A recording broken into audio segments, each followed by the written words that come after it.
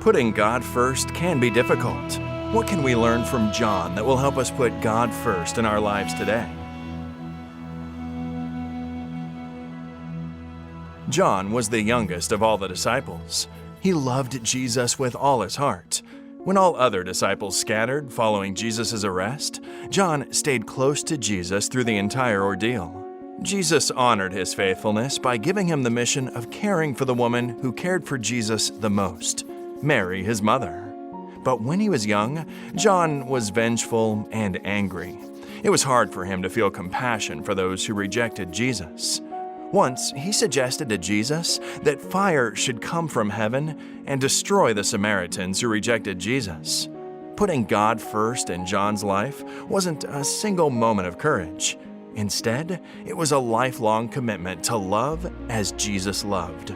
To put God first for John meant to give Jesus his temper as a costly offering. And the sacrifice of self at the feet of Jesus led John to offer him all his other desires.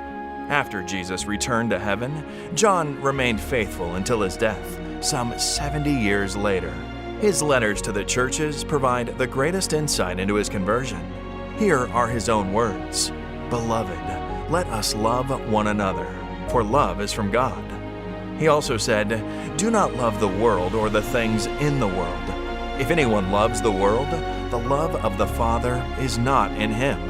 For all that is in the world, the lust of the flesh, the lust of the eyes, and the pride of life, is not of the Father, but is of the world. And the world is passing away, and the lust of it.